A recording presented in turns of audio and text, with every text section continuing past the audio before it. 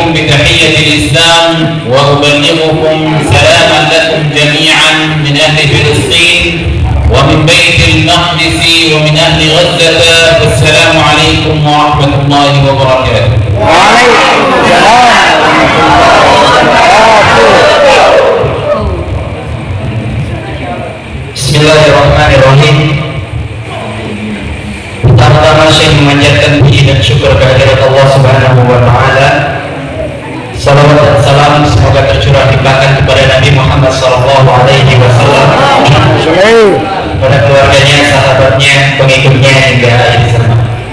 Lalu kemudian saya menyampaikan salam dari saudara-saudara kita yang ada di Palestina, khususnya yang ada di Gaza untuk kita semua.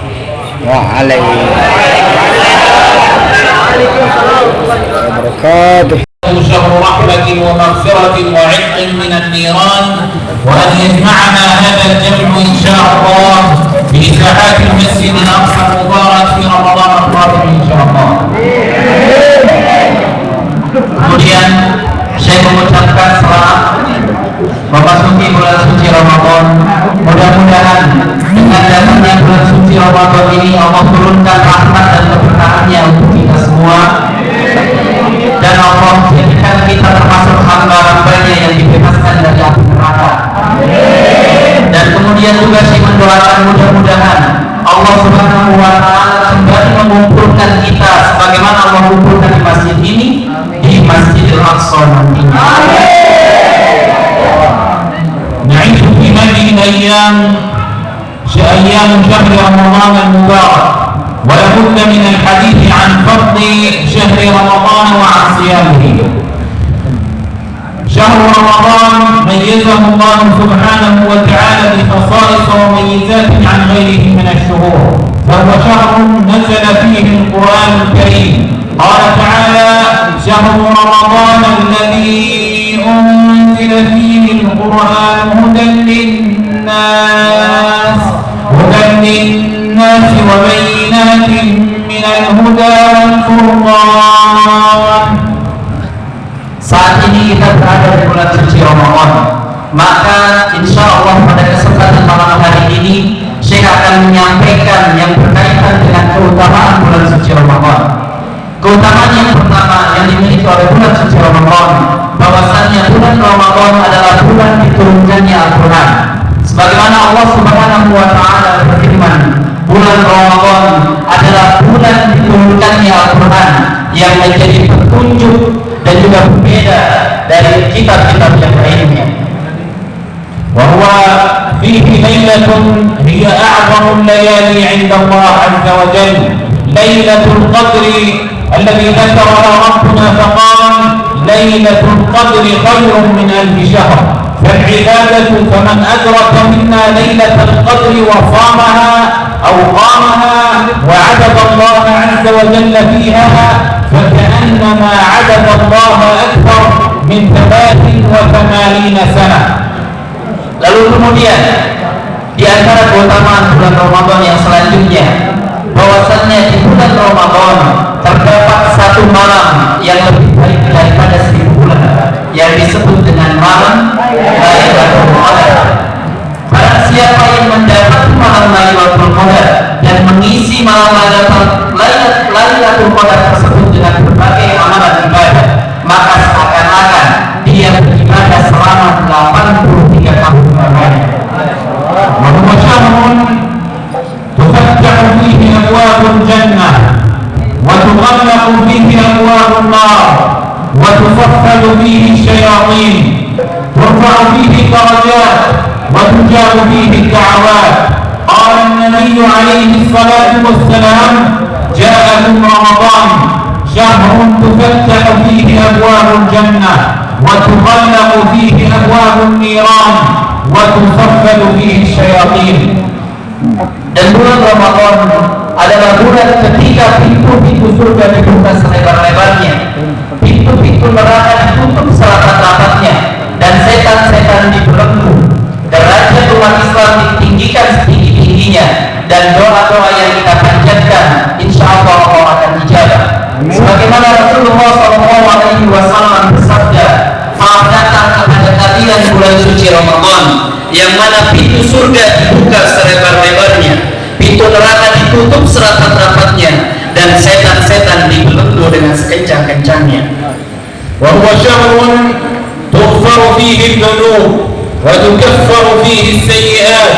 قال النبي عليه الصلاة والسلام: من صام رمضان إيمانا واحتسابا غفر له ما تقدم من ذنبه. وقال أيضا: الصلوات الخمس والجمعة إلى الجمعة ورمضان إلى رمضان مكفرات لما بينهن إذا اجتنبت الكبائر. Dan bulan Ramadan adalah bulan diampuninya seluruh dosa-dosa kita.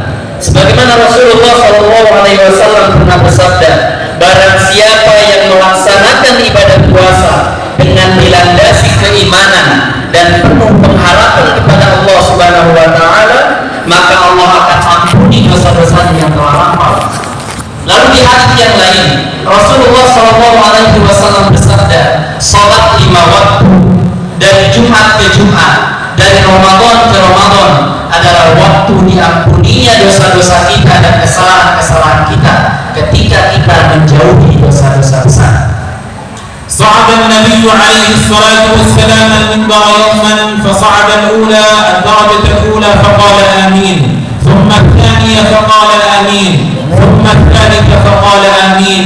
فقال الصحابة: يا رسول الله، خاضوا ووسلوا، من هؤلاء؟ قال: جاءني جبريل عليه السلام فقال: أمن يا محمد. من أدرك عليه الصلاة والسلام من أدرك والديه أحدهما أو كليهما ولم يغفر له خاب وخسر، قولوا آمين. فقال: آمين. ومن ذكرت عنده ولم يصلي علي خاب وخسر، قولوا آمين. فقالوا آمين. ومن أدرك رمضان ولم يغفر له خاب وخسر، قال: قولوا آمين. فقالوا آمين. Suatu hari Rasulullah SAW hendak menaiki mimbarnya. Lalu kemudian di tangga yang pertama Rasulullah mengucapkan amin, di tangga yang kedua Rasulullah mengucapkan amin, dan di tangga yang ketiga Rasulullah mengucapkan amin. Lalu para sahabat kemudian bertanya, wahai Rasulullah, apa yang engkau aminkan? Lalu kemudian Rasulullah SAW menjawab bahwasanya malaikat Jibril datang kepadaku dan memerintahkan aku untuk mendoakan kerugian dan juga celaka bagi 3 jenis manusia. Yang pertama, di tangga yang pertama Rasulullah mengaminkan siapa?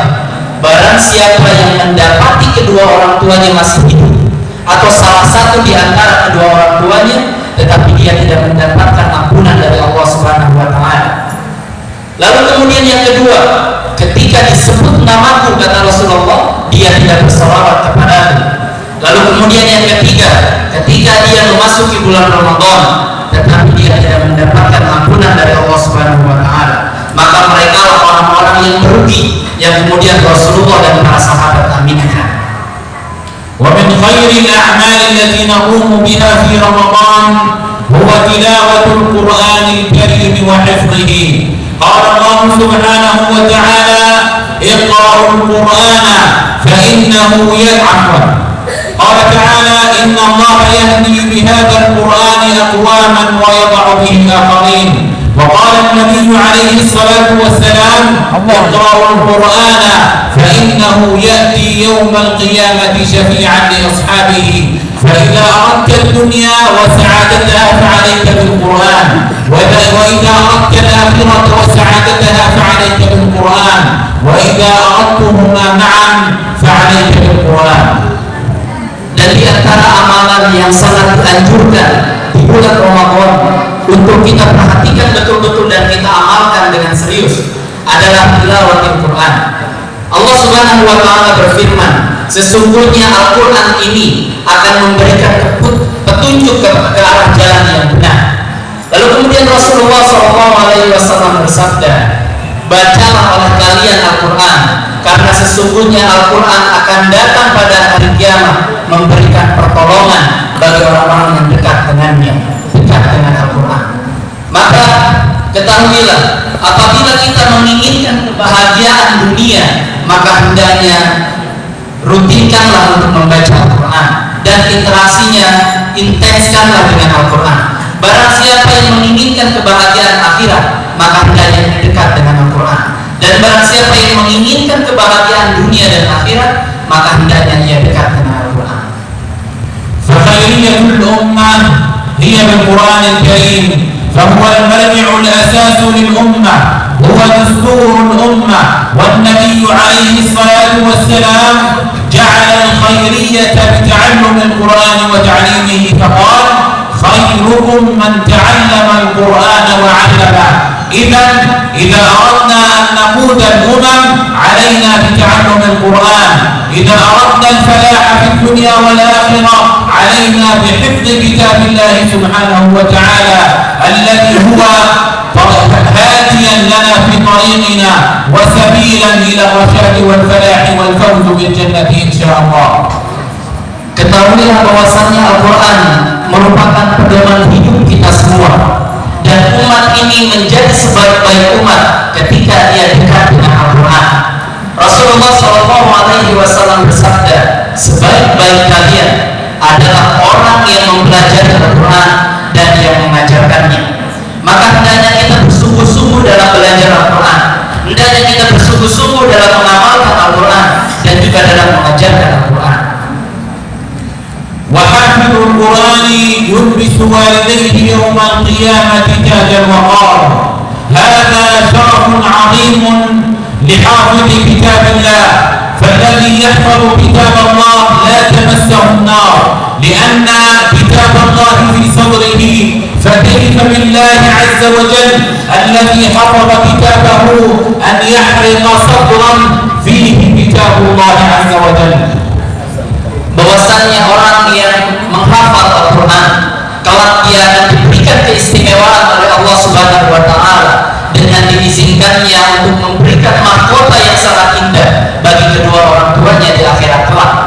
Dan orang yang menghafalkan Al-Quran, dia tidak akan disentuh oleh api neraka karena di dalam hatinya terdapat Al-Quran. Setiap harinya dia mengamalkan isi Al-Quran. فأولى الأمور إذن أن نحفظ كتاب الله عز وجل بأحكام التلاوة والتجويد، لأن مكانك عند الله عز وجل بما تتعلم من القرآن وما تتلوه منه. يقال لقارئ القرآن يوم القيامة اقرأ وارتقي، فإن منزلتك عند آخر آية تقرأها. Kemudian yang selanjutnya, maka hendaknya kita bersungguh-sungguh dalam menghafal Al-Quran sesuai dengan kaidah-kaidah tajwid dan juga makhrajnya. Karena sesungguhnya kedudukan kita nanti di akhirat, kedudukan kita nanti di akhirat kelak sesuai dengan pada akhir ayat yang kita baca. Diserukan kepada ahli Quran, wahai ahli Quran, bacalah Al-Quran dan naiklah. Sesungguhnya kedudukanmu di akhirat kelak terdapat pada akhir ayat yang kau baca. ثم نحرص على تعلم العلوم الشرعية أيضا، فهي علوم تهمنا في حياتنا، فهي تنفعنا في الدنيا والآخرة بخلاف العلوم الدنيوية. ومن يرد الله به خيرا يفقهه في الدين كما ذكر النبي عليه الصلاة والسلام. وفضل العالم على العابد كفضل القمر على سائر الكواكب. Kemudian yang kedua, hendaknya kita bersungguh-sungguh dalam mempelajari ilmu agama, ilmu syariat. Karena sesungguhnya ilmu agama yang kita pelajari akan memberikan manfaat bagi kita semua di dunia dan juga di akhirat. Rasulullah SAW bersabda, barang siapa yang Allah kehendaki kebaikan baginya, maka Allah akan pahamkan dia dalam urusan agamanya. Dan sesungguhnya di hadits yang lain Rasulullah SAW juga bersabda, keutamaan ahli ilmu, yang dimaksud ahli ilmu di sini adalah ilmu syariat. Keutamaan ahli ilmu terhadap ahli ibadah seperti keutamaan bulan di antara bintang-bintang. وقال النبي عليه الصلاة والسلام: من سلك طريقا يلتمس فيه ممن سهل الله له به طريقا إلى الجنة. فتعلم العلوم الشرعية هي طريقك إلى الجنة إن شاء الله. ولما سئل الإمام الشافعي رحمه الله قال هناك قرية وفيها واحد متعلم أيتعلم العلوم الشرعية أم يتعلم العلوم الدنيوية؟ قال بل يتعلم العلوم الشرعية، فالعلوم الشرعية هي طب الأديان، والعلوم الدنيوية هي طب الأبدان، وطب الأديان مقدم على طب الأبدان. Di hadits yang lain, Rasulullah SAW bersabda, barang siapa yang menempuh jalan untuk menuntut ilmu, maka Allah akan mudahkan baginya jalan menuju surga. Dan ketika kita mempelajari ilmu agama, maka insya Allah akan mudahkan jalan kita menuju surga.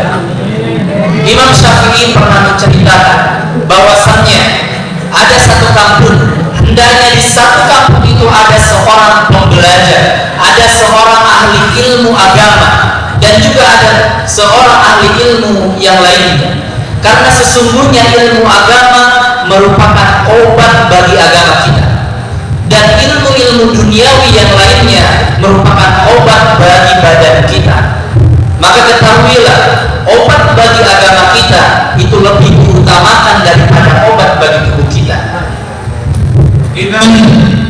إذا عبدنا الله حق عبادته وحفظنا كتابه وتعلمنا العلوم الشرعية كان كفيل على الله أن يستخدمنا جنودا لأجل تحرير المسجد الأقصى المبارك، لأجل أن ندافع عن مصر النبي عليه الصلاة والسلام.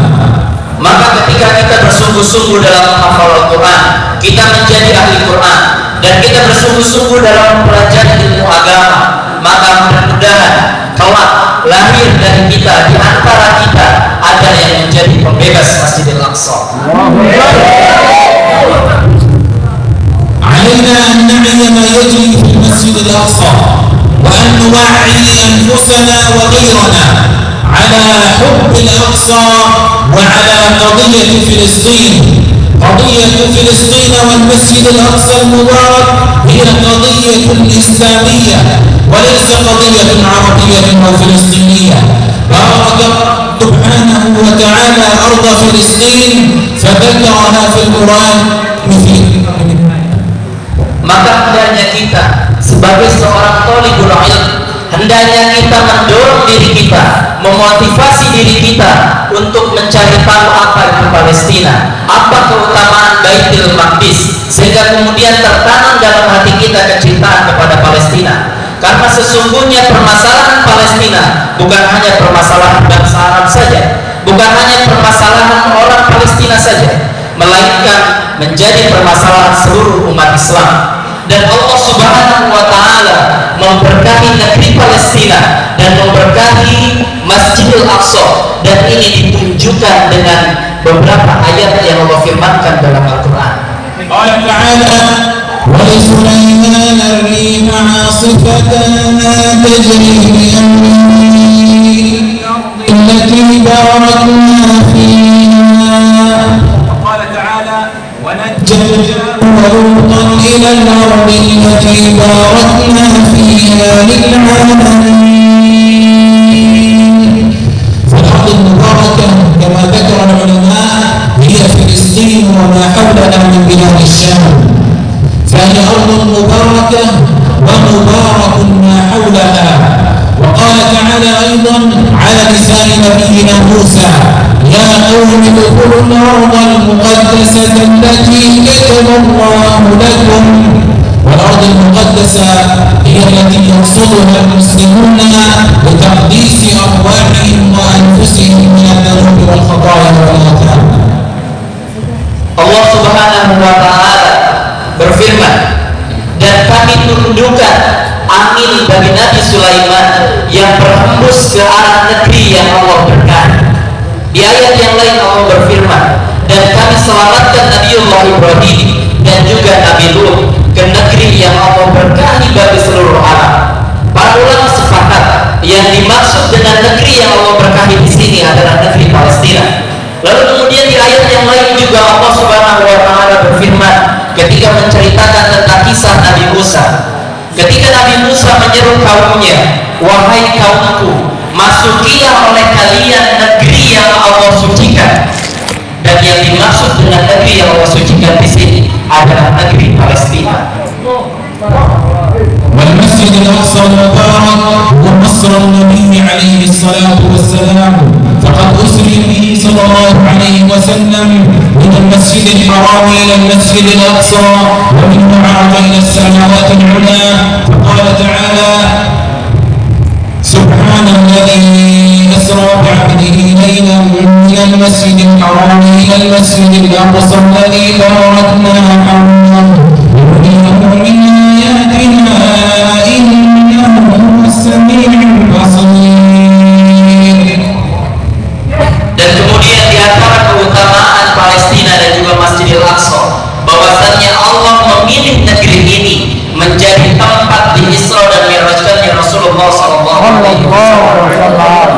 Allah Subhanahu wa taala berfirman dalam surat Al-Isra ayat yang pertama, "Maha suci Allah yang telah memperjalankan hamba-Nya pada suatu malam dari Masjidil Haram ke Masjidil Aqsa untuk kami perlihatkan sebagian dari tanda-tandanya. Sesungguhnya Allah Maha mendengar lagi Maha melihat." والأقصى هو أرض المحشر والمنشر، قال تعالى: واستمع يوم ينادي المناد من مكان قريب، أي استمع يا محمد لصيحة يوم القيامة، يوم ينادي المنادي من مكان قريب. والمكان القريب كما ذكر العلماء هو القدس والمسجد الأقصى المبارك، فهو أقرب الأرض إلى السماء، ولذلك عرج منه النبي عليه الصلاة والسلام. Lalu di antara keutamaan yang selanjutnya, bahwasannya negeri Palestina adalah negeri tempat dikumpulkannya umat manusia. Allah Subhanahu wa taala berfirman, "Dan dengarlah wahai Muhammad hari ketika malaikat menyerukan pada hari kiamat dari tempat yang sangat dekat." Para ulama menafsirkan yang dimaksud tempat yang dekat di sini adalah negeri Palestina. Maka dari itu Allah memilih negeri ini sebagai tempat dimi'rajkannya Rasulullah SAW, karena tempat ini merupakan tempat yang sangat dekat dengan langitnya Allah. المسجد الأقصى المبارك هو أولى القبلتين وثاني المسجدين وثالث الحرمين الشريفين، فقبلة المسلمين الأولى هي الأقصى، ثم تحولت إلى المسجد الحرام، وثاني مسجد بني على الأرض هو المسجد الأقصى المبارك، وثالث أفضل المساجد هو المسجد الأقصى، والصلاة فيه ب500 صلاة كالصلاة التي صليناها. Ketahuilah bahwasannya Masjidil Aqsa merupakan kiblat pertama umat Islam. Sebelum Allah Subhanahu wa taala memerintahkan kita salat menghadap ke Ka'bah, Allah memerintahkan kita salat menghadap ke Masjidil Aqsa, dan itu berlangsung selama 16 bulan lamanya. Lalu kemudian Masjidil Aqsa merupakan masjid kedua yang Allah bangun di atas muka bumi ini setelah Masjidil Haram. Dan kemudian yang ketiga, Masjidil Aqsa merupakan salah satu dari 3 masjid yang Allah muliakan. ماذا يجري الآن في المسجد الأقصى المبارك؟ نصر النبي عليه الصلاة والسلام كل يوم يدنس وينتهى. تجري هناك أنفاق تحفر تحت المسجد الأقصى المبارك بحثا عن أثر من هيكل سليمان عليه السلام. وسليمان عليه السلام ما بنى هيكلا ولا معبدا في المسجد الأقصى المبارك، إنها خرافة وكذب. كل يوم يحفرون تحت المسجد الأقصى المبارك، يعتدون على المصلين في ساحات المسجد الأقصى المبارك، يمنعون طلبة العلم من الصلاة وتلاوة القرآن وتعلمه في ساحات الأقصى. Dan perlu kita ketahui semua bahwasannya saat ini bangsa Zionis Israel terus menyerang saudara-saudara kita yang ada di sana. Mereka melarang saudara-saudara kita untuk belajar di Masjidil Aqsa, untuk melaksanakan sholat di Masjidil Aqsa. Bahkan musuh kita Zionis Israel ini, dia membuat galian-galian di bawah Masjidil Aqsa untuk mencari petunjuk bahwasannya mereka ingin membangun di atas Masjidil Aqsa itu sebuah kuil yang dinamakan dengan Haikal Sulaiman. Tetapi sesungguhnya ini merupakan kebohongan dari mereka, karena Nabi Sulaiman adalah nabinya Allah Subhanahu wa taala, dan tidak mungkin seorang nabi membangun tempat ibadah yang mana di dalamnya tidak disembah Allah Subhanahu wa taala. Ini merupakan kebohongan yang terus disuarakan oleh bangsa Zionis Israel. ونختم بما هو واجبنا رجال المسجد الأقصى. Dan yang terakhir, saya akan menyampaikan apa yang bisa kita lakukan, apa kewajiban kita sebagai seorang muslim untuk membela Masjidil Aqsa. ماذا بوسعنا أن نقدم للمسجد الأقصى المبارك؟ كيف ندعم ونساند المرابطين في المسجد الأقصى المبارك؟ في حديث ميمونة رضي الله عنها أنها سألت النبي عليه الصلاة والسلام فقالت: يا رسول الله أفتنا في بيت المقدس. قال: أرض المحشر والمنشر ايتوه فصلوا فيه. قالت: إن لم نستطع أن نصلي فيه يا رسول الله منعتنا المسافات البعيدة، منعتنا الحدود، منعتنا الأمراض من أن نزور المسجد الأقصى، من أن ندافع عن المسجد الأقصى، من أن نضحي بأنفسنا تجاه المسجد الأقصى المبارك. قال: فاهدوا إليه زيتا يسرف في قناديله، فمن أهدى إليه كان كمن صلى فيه. Apa yang menjadi kewajiban kita terhadap Masjidil Aqsa? Ini disebutkan dalam satu hadis Rasulullah SAW ketika Sayyidah Maimunah bertanya pada Rasulullah SAW, wahai Rasulullah, beritahukan kepada kami tentang Baitul Maqdis, tentang Masjidil Aqsa. Maka Rasulullah SAW menjawab, Masjidil Aqsa, Baitul Maqdis, negeri Palestina adalah tempat dikumpulkannya umat manusia. Maka datangilah ia dan sholatlah di dalamnya. Lalu kemudian Sayyidah Maimunah bertanya, wahai Rasulullah, apabila kami tidak mampu untuk berkunjung ke sana, tidak mampu untuk melaksanakan sholat di dalamnya karena keterbatasan yang kami miliki, jarak yang jauh, kelemahan kita untuk bisa langsung berangkat ke sana, apa yang bisa kami lakukan? Maka Rasulullah SAW menjawab, berikanlah, hadiahkanlah bagi Masjidil Aqsa, walaupun hanya dengan memberikan minyak untuk menjadi penerang di Masjidil Aqsa. Maka barang siapa yang memberikan minyak bagi Masjidil Aqsa, maka dia akan mendapatkan pahala sebagaimana orang yang sholat di Masjidil Aqsa. فالأقصى أمانة في أعناقنا جميعا، والمرابطين في الأقصى لا يدافعون عن الأقصى وفلسطين وحدها، وإنما يدافعون عن قصر النبي عليه الصلاة والسلام، يدافعون عن شرف الأمة، يدافعون عن أقدس المقدسات. قال النبي عليه الصلاة والسلام لهم: لا تزال طائفة من أمتي على الحق ظاهرين لعدوهم قاهرين لا يضرهم من خاذلهم ولا خالفهم. قيل: أين هم يا رسول الله؟ قيل: قال في بيت المقدس وأبناء بيت المقدس. فقد نالوا البشرى من النبي عليه الصلاة والسلام بالدفاع والرباط في ساحات المسجد الأقصى. Maka ketahuilah bahwasannya urusan Masjidil Aqsa menjadi tanggung jawab kita semua, dan kita akan dimintai pertanggungjawaban atas itu. Saudara-saudara kita yang ada di sana, hakikatnya mereka bukan hanya berjuang untuk mempertahankan negeri mereka saja, tetapi mereka berjuang demi mempertahankan kemuliaan umat Islam. Mereka berjuang demi menjaga kiblat pertama umat Islam. Mereka berjuang demi menjaga tempat Isra dan Mi'rajnya Rasulullah SAW. Rasulullah SAW pernah menyampaikan dalam satu hadisnya bahwasannya umat ini akan tetap berada dalam kebenaran, berada dalam kebaikan selama mereka berjuang mempertahankan kemuliaan Islam, selama mereka berjuang mempertahankan kemuliaan Masjidil Aqsa, dan saudara-saudara kita di sana berjuang untuk itu semua.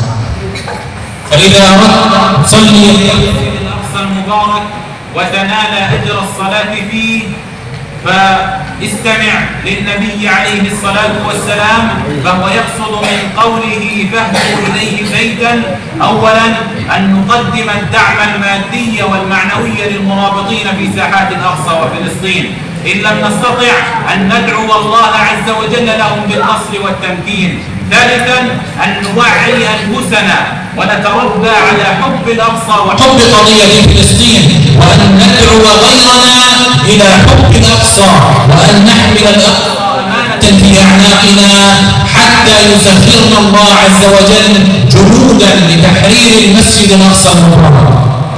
Maka apabila kita menginginkan pahala yang setara dengan orang yang sholat di Masjidil Aqsa, maka kita bisa melakukan sebagaimana apa yang disebutkan dalam hadis Maimunah tadi.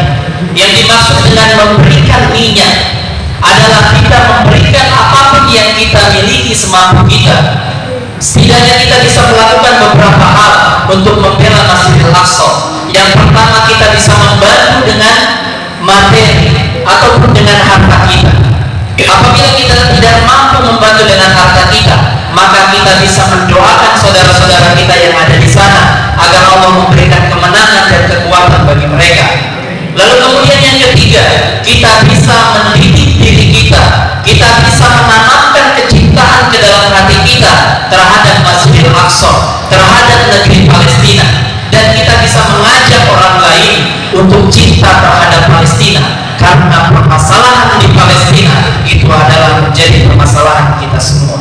فإذا ما حفظنا كتاب الله عز وجل وتعلمنا العلوم الشرعية وقمنا بعبادة الله واستغلال أوقاتنا فيما ينفع، وحملنا الأقصى ودعونا وربينا عليها أبناءنا وأصدقاءنا وأحبابنا على حب الأقصى، إذا نستحق بعدها أن نكون جنودا من جنود الأقصى إن شاء الله. فالمسجد الأقصى فتحه عمر وحرره صلاح الدين، ومن منهم إن شاء الله سيكون كأمثال عمر وصلاح الدين جنديا يفتح الله عز وجل على يديه المسجد الأقصى المبارك.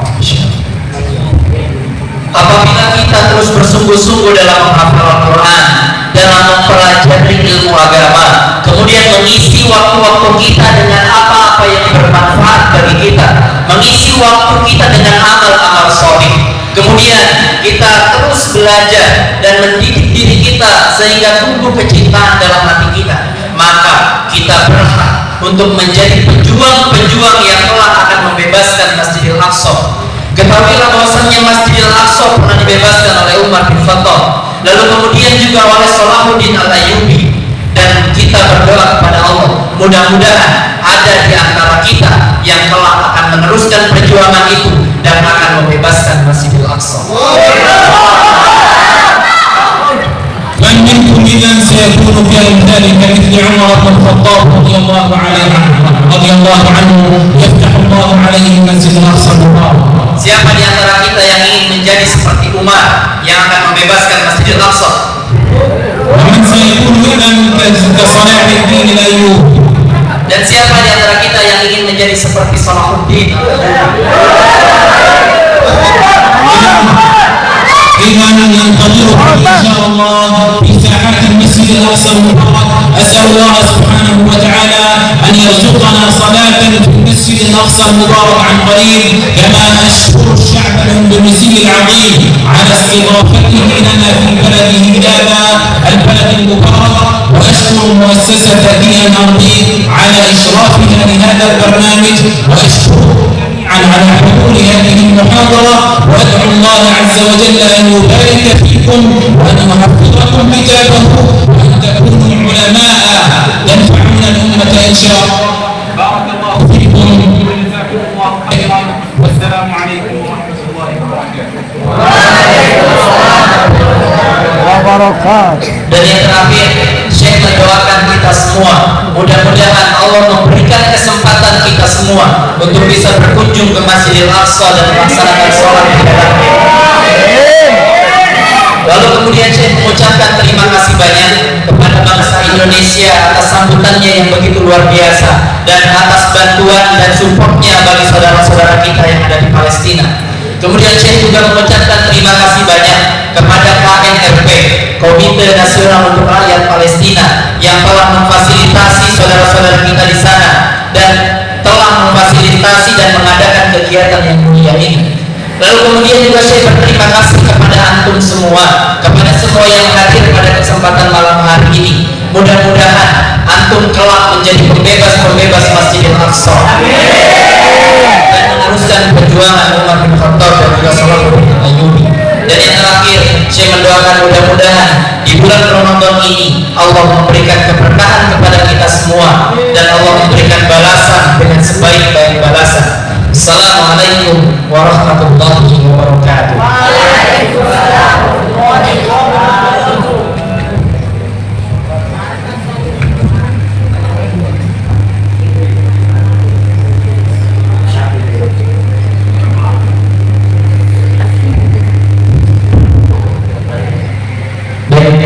Mungkin ada yang ingin bertanya.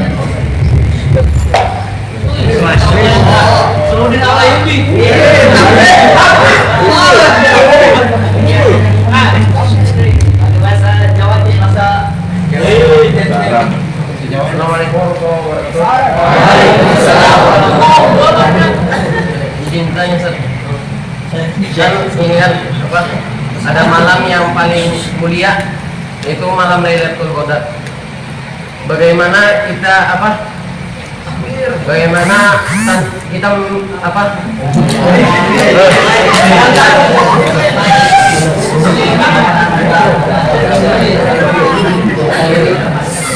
apakah ada tanda-tanda bahwasanya kita mendapatkan malam Lailatul Qadar? Itu Assalamualaikum.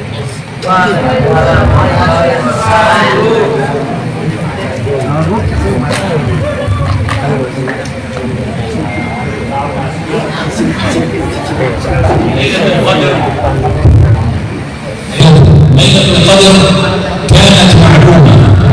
جاء جبريل إلى النبي عليه الصلاة والسلام وأخبره بها وقال ليلة القدر هي في يوم كذا، ولكن أخبر النبي عليه الصلاة والسلام فقال أخبرني جبريل ولكني نسيتها، أي نسيتها النبي صلى الله عليه وسلم. لذلك ليلة القدر نسي النبي صلى الله عليه وسلم في أي يوم تكون.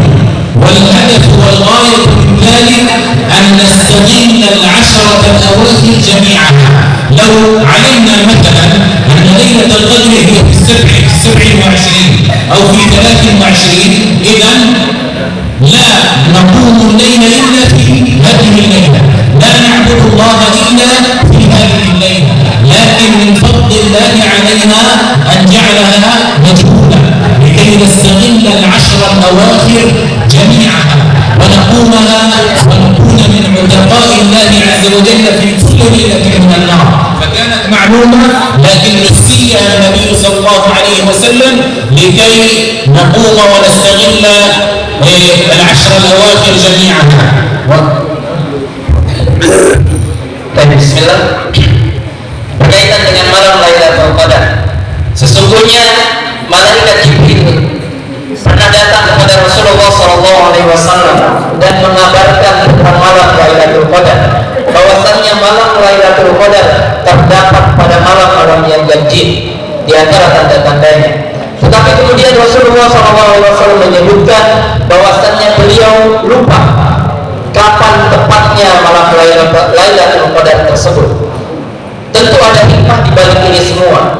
Di antara hikmahnya adalah Allah menginginkan kita untuk lebih bersungguh-sungguh dalam memanfaatkan 10 malam terakhir dengan berbagai amal ibadah di dalamnya. Karena tentu kalau kita mengetahui kapan malam Lailatul Qadar itu, maka kita hanya akan beribadah pada malam tersebut. Tetapi itu semua disembunyikan dan dirahasiakan karena Allah ingin melihat bagaimana kita bersungguh-sungguh dalam mengisi setiap malam pada bulan Ramadan, lebih khusus lagi ketika pada malam atau 10 malam terakhir di bulan Ramadan. فهي كما ذكر النبي صلى الله عليه وسلم في عدة أحاديث قال التمسوها في الثالث والعشرين، وفي حديث وفي رواية التمسوها في 25، وفي رواية التمسوها في 27، وفي رواية أيضا التمسوها في 29. فليلة القدر هي محددة ولكن لا نعلمها، لذلك إذا أردت أن تدرك ليلة القدر عليك أن تقوم العشر الأواخر جميعا. ولو سألتني فقلت أليست في الوتر من العشر من الأخير من رمضان، أقول لك ربما يكون صيامنا خطأ. مثلا صمنا في أندونيسيا الأحد، مثلا في فلسطين يصومون السبت، فإذا كان صيامنا خطأ أصبحت ليلة 21 هي ليلة 23، أصبحت ليست وترا وإنما ليلة زوجية. فإذا كان صيامنا خطأ انقلب الوتر إلى ليلة زوجية، فإذا علينا أن نقوم بعبادة العشر الأواخر جميعا. Di dalam satu riwayat Rasulullah Shallallahu Alaihi Wasallam dapatkanlah malam Lailatul Qadar pada malam ke-23. Di riwayat yang lain dapatkanlah malam Lailatul Qadar pada malam 25. Di riwayat yang lain dapatkanlah malam Lailatul Qadar pada malam 27. Dan di riwayat yang lain juga ada menyebutkan pada malam 29. Malam Lailatul Qadar itu sudah ditentukan oleh Allah Subhanahu wa taala, tetapi kita tidak tahu kapan malam tersebut. Maka dari itu kita perlu bersungguh-sungguh untuk mengisi setiap malam di 10 hari terakhir bulan Ramadan tersebut. 10 hari, bukan hanya pada malam ganjilnya saja. Karena bisa jadi ada perbedaan, tadi saya menyebutkan.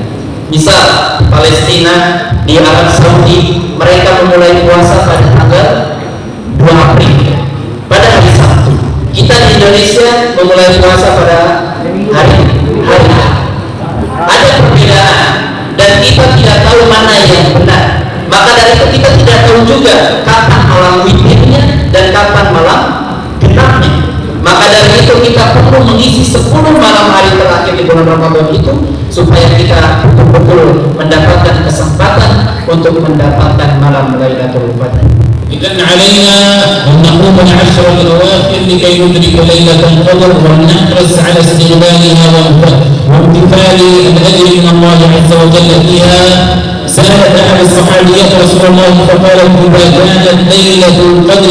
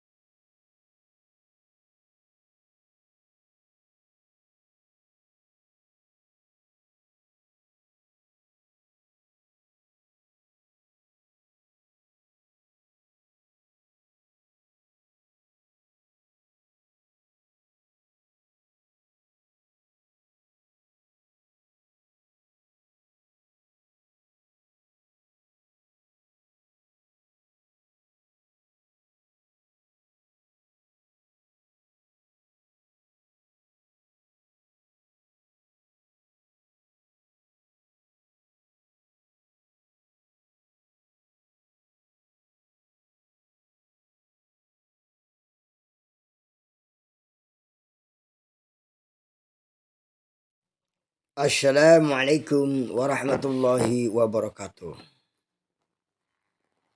Saudara-saudara sekalian yang dimurahkan oleh Allah Subhanahu wa taala. Pada episode kali ini adalah penyerahan bantuan dari Jamaah Pesantren Al-Hijrah pada KNRP Pandeglang yang diwakili oleh Ketua Remaja Masjid. Alhamdulillah pada malam hari ini terkumpul dana sebesar 1.800.000 rupiah. Terima kasih. Semoga bermanfaat. Terima kasih sudah nonton. Assalamualaikum warahmatullahi wabarakatuh.